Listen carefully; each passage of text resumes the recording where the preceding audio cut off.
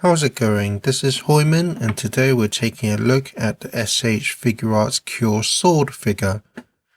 So this is again another web exclusive figure, but you still get the window to see the figure inside. And then you have pictures on the top, pictures for the side as well, and then legal stuff for the bottom. And then the back you have various pictures of the figure, and some more legal stuff as well. And this is quite a thin box, and that's because this figure doesn't have as much hair, but this is nice. But to open the box, just lift open the side flap, and then lift open the front cover. And there's the figure all together with her accessories.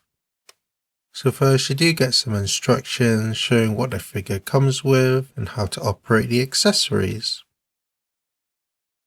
So here's the actual figure, and if you watch my review on Cure Rosetta, I mentioned that she was quite different from the rest of the Doki Doki Precure line, but with Cure Sword they've kind of gone back to kind of in the more same style as Cure Heart and Cure Diamond, which is nice, and I'll get to those features in a bit.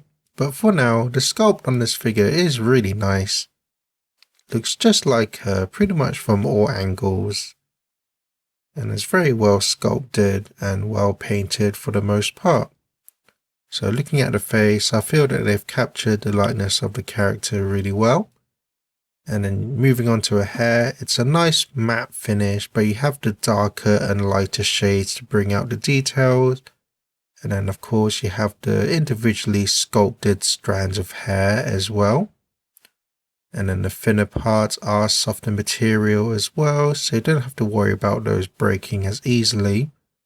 And then moving to the ponytail, again very nicely sculpted and detailed. And again it is slightly soft material. And then down to her outfit, and for the most part it's very nicely sculpted. You have the glossy finish for the purple heart.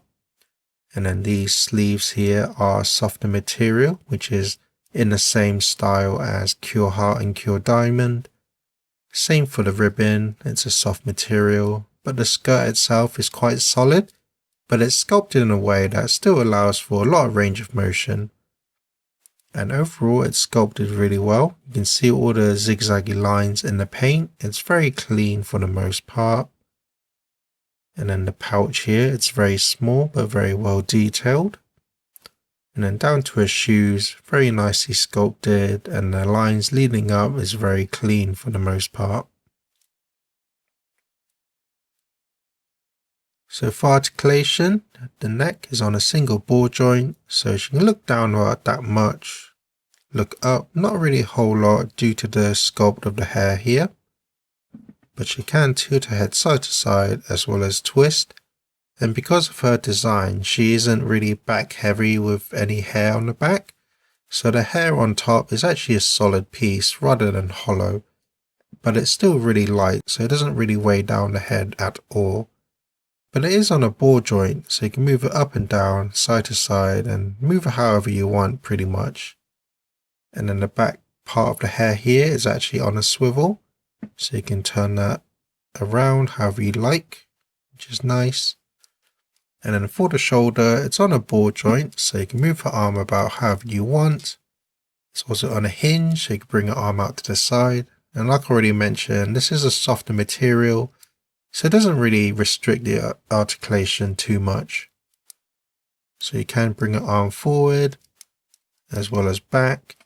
And then she does have the bicep swivel as well. And then she's got the single jointed elbow and then the ball jointed wrists.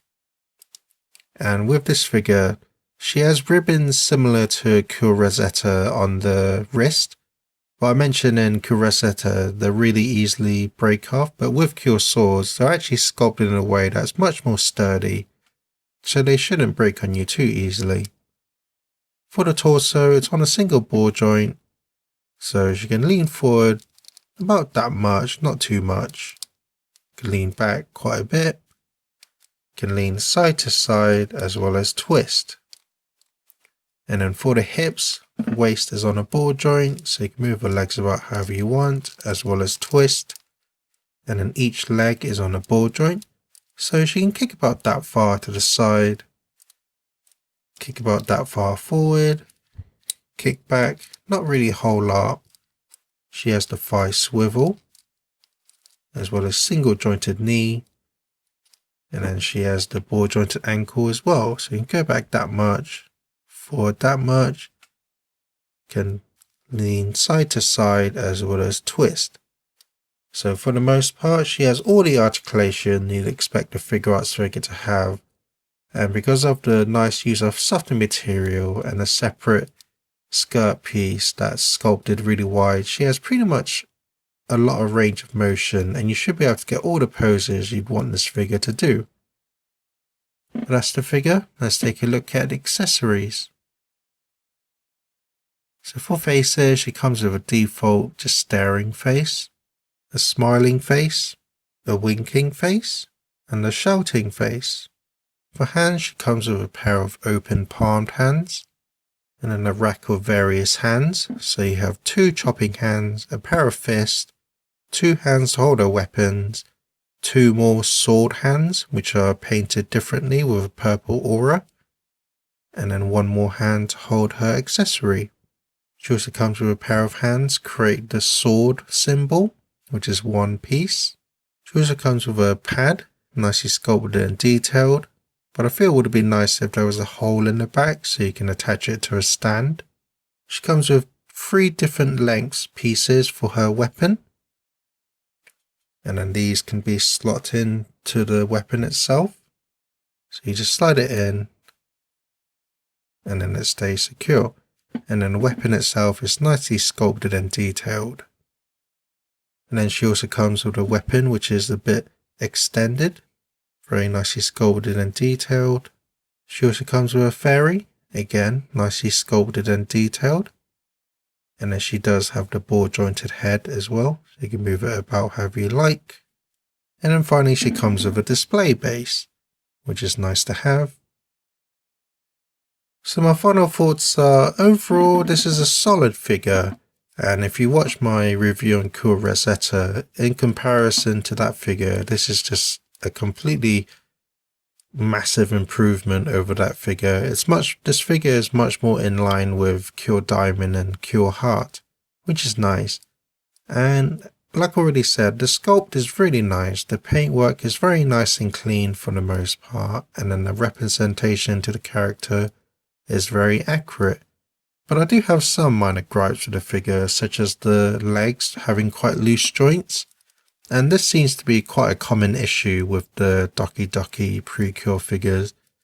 Like, because they're so loose, she does have a bit of trouble standing on her own. So I do recommend using the display base supplied with the figure. But other than that, she's a very well built figure, nicely sculpted, nicely painted, and yeah, if you're a fan of the character or the show, then I can still recommend this figure. Just be aware that she is a web exclusive figure, so she is quite on the pricier side, but if you are a fan of this character, then I'm sure you won't be disappointed. But that's my review. Thank you for watching, and enjoy some pictures.